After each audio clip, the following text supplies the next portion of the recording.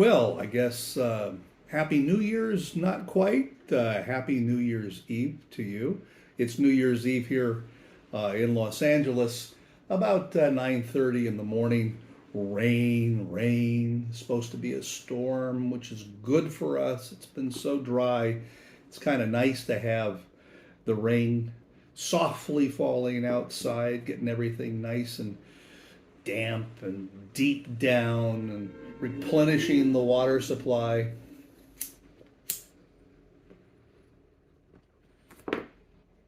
And I thought I'd make a video for New Year's Eve because it's ending one year, beginning another. It seems like a natural time to make this kind of transition.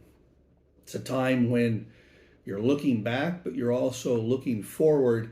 And I spent the day, it's been kind of a quiet day, doing my laundry and cleaning up around the house a little bit, but making sure that I spend enough time looking back on this past year, and then thinking a little bit about looking forward and into next year, a little bit about the things I might want to do and goals and stuff like that. Just a side note, I don't make New Year's resolutions. I can't remember how long ago I stopped doing that. They seem somewhat pointless.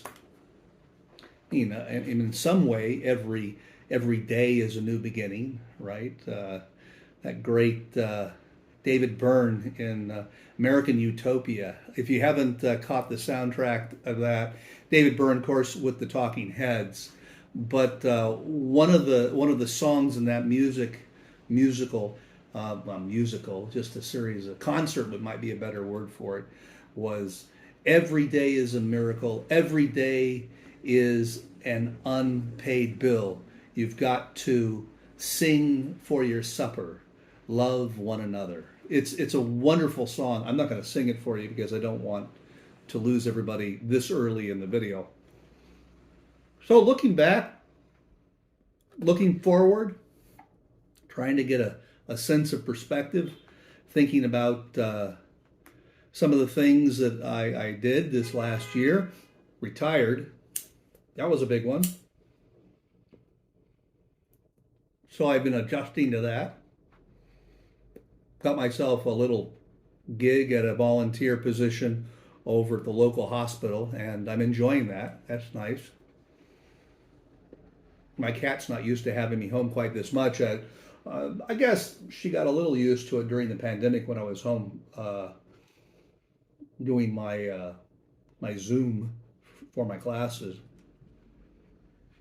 But the year before I retired, just last year, that ended in June, we were all back in school. So I drove back by the school yesterday, and they're in the process of tearing down old buildings and putting new buildings up. It seemed kind of fitting, out with the old, in with the new. I don't even know some of the new faculty on the staff anymore. Part of me wishes that, that in high school there could be kind of an emeritus type of thing, that if you stayed at the school and taught long enough, you could go there and just kind of hang out and poke around and see what you could see and maybe help out here and there. But in public education, that doesn't exist. You just kind of spit out the other end. And don't get me wrong, I had a really nice send-off, but it is nice to kind of keep a little bit in contact. Some of the students that I taught that were seniors this year, I helped them with their senior essays, and that was really nice. And occasionally I'll get an email from some of them telling me how they're doing, and I that's really nice, and it really gives me a lot of gratitude for the 35 years I spent teaching. In fact, this cup was from Princeton University, was a gift from a former student. And I frequently, when I drink from that, I think of her. Gosh, it's been many years. She's gone on now, and she has a PhD in chemistry. I think she ended up going to Cornell. She visited Princeton, got me this cup, but I think she ended up going to Cornell or Berkeley and then Cornell for her graduate work. and she has a PhD in chemistry. I remember sitting in my room one day as a ninth grader. She raised her hand. I said, "Yes, what is it?" She said, "Well, you're talking about something, but I'm not able to connect it to what it is we're doing in class. Could you make that connection for me?" Of course, everybody was just aghast. I was probably off on one of my digressions, which you are intimately familiar with. And I did make some sort of tentative connection, and she was very satisfied. She was the only student I've ever had in 35 years that ever asked for relevancy of what I was saying to the matter at hand. I'll never forget that. I knew at that moment that she was going to go far. All right, let's get back to the matter at hand. So, first order of business, today being a day of looking back and looking forward. This is my first really expensive pipe I ever bought. Back in 1980, I bought this for like, I don't know, $80 or so. It'd be like about $300 today. It's a Scorty business KS king size, and so it's a big bowl, and I like it. It used to be the coloring used to be very, very light brown, but as you can see over the years, as I've smoked it, it's turned a really nice kind of deep ochre. And very 80s, you can kind of see the stem. It kind of looks like the color of a bowling ball. But it smokes great. Oh my gosh. This pipe is probably my best smoker. In terms of how cool it stays, how good the briar is. I really enjoy smoking it. All right, so what am I smoking? McBaron, it's vanilla flake, a whole pound of this puppy. It comes in this sealed bag. I'll try to show it to you so you can kind of see it, but it is it's a flaky thing, but it comes in these kind of sheets. It's kind of flakes. Bring that down, bring that over. My goodness, this will probably end up in my coffee. But there you have it. It's a really beautiful, beautiful tobacco. And as much as I enjoy smoking many different blends, this has kind of become my go-to blend, and I've been smoking now over 40 years. I've gone through a lot of different blends, but for the past couple of years, I've been smoking this almost exclusively, not completely. So I think maybe tomorrow I'll pop open a tin from my cellar and smoke that for the New Year's.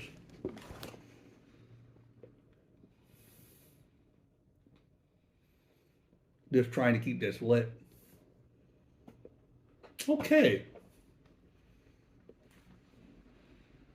I brought out some tobaccos from my cellar that kind of go over a little bit of an inventory. I don't have a very extensive cellar. Some people have cellars the size of small tobacco shops. Every now and then I'll pick up something, throw it in the cellar, and forget about it. So I thought I'd go over what I have. Some of them I wrote the dates on, some of them I haven't. At one point I used to know how to read the codes. So the Dunhill brand went belly up a number of years ago. And I think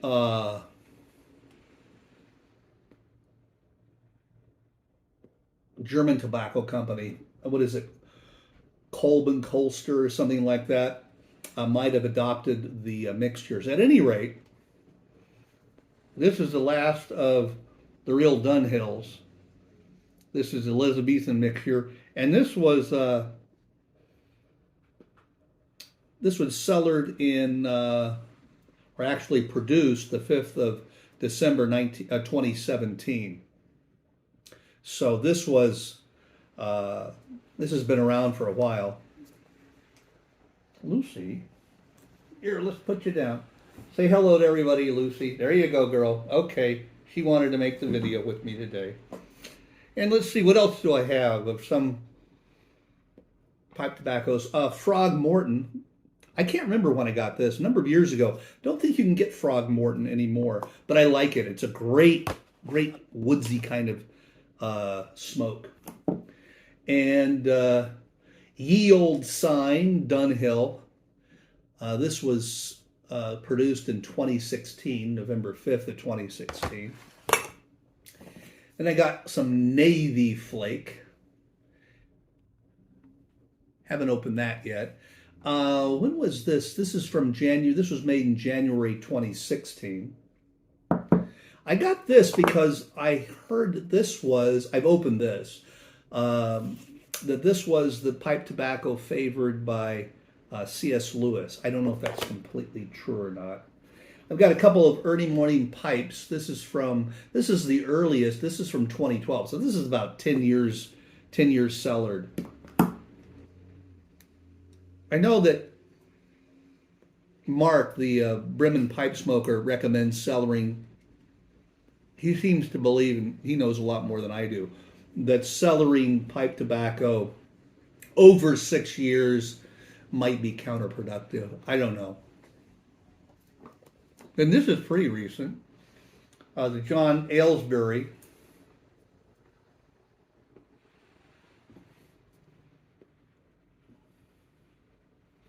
And this is the Summerhill. And I really do like this.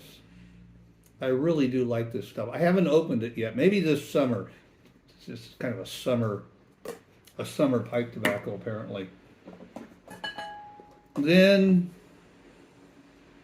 I kind of got on the bandwagon of the whole esoterica, you know. And I haven't smoked it. I kind of imagine myself smoking this when I retire, like, you know, a bowl of esoterica when I retire. But I didn't. I had so many other things going on. You know, we all have romantic notions of how we want things to end. And quite often they're very different than what we imagined. To continue with this digression a little bit, my last class, on the last day of school, I kind of pictured it as kind of a culmination of everything. Students all gathering around, you know, me telling them how much I appreciate them and them returning the compliment, and they returning the compliment, and stuff like that. But the way it really ended up was, I had a class with only about 7 or 8 students in it. It was a scheduling thing, and it was my last year teaching. They said, don't worry about it. You can just keep them. We won't close the class. And so I had this class of 6 or 7 people, and they were my last class. And they were very, very quiet, very respectful and everything. It was really hard to engage them. You know, I moved them up, put them in a little circle and stuff. And still, it was a class of chronically shy people. And at the end, it was a very last class, I thought, you know, very quiet day, turning in assignments and so on and so forth. And so at the end of the class, you know, 5 or 6 of them got up and left and said, you know, wish me well. I said, you know, good luck, Mr. Skull, and so on and so forth. And they left. And then these 2 students who, maybe I got a sentence out of them in the semester, came up and gave me a big hug, and we took a picture of that. And that really made it. It was a different ending than what I suspected, but it was an ending. And as I got my box, and as I was closing the classroom door for the last time, one of these windows, these kind of louvered windows, popped back open because of the air pressure. It was almost like a ghost had thrown it open. So I went back in and I closed it, and I stood there in the without the lights on, looking for a second at the room, and it was still. It was perfectly still. All the books had gone, all the students were gone. It was just the desk and stuff. And so I remember leaving with them and going out into the hall and checked out and got into my car, and that was it. And so it was a lot different. Earlier in the day, they gave me balloons, and it was kind of like a little send off. But the end was very quiet. The end was very subdued, and I really kind of liked that. And just it was not as much of a culmination as I thought it would be, but it was a quieter one, and it was a more profound one. Walking the campus for the last time. So, in a sense, what I think I learned from that was very often things don't, turn out as expected, but sometimes as they turn out, it's even better. Yes, my cat's in total pay attention to me mode. You might see her from time to time. She moved the camera. It's kind of a gray day outside. Okay, let's get this back in here. So, as I think back, sometimes we fall into the trap of, I wish things were this way or I wish things were that way. I think it's more helpful to kind of appreciate the way things are. Start with that. And what are the blessings, or what is the goodness of things as they are? And I often think about that as an example of it. All right, done with the digression. Let's get back to my pipe tobacco. I got Penzance, of course. That's from 2017. Tilbury. And Pembroke. So maybe I'll smoke those this next year. Maybe I'll smoke my way through my cellar. I don't know. Who cares? Anyway, we can kind of wrap this little chat up. I know that looking ahead into the next year,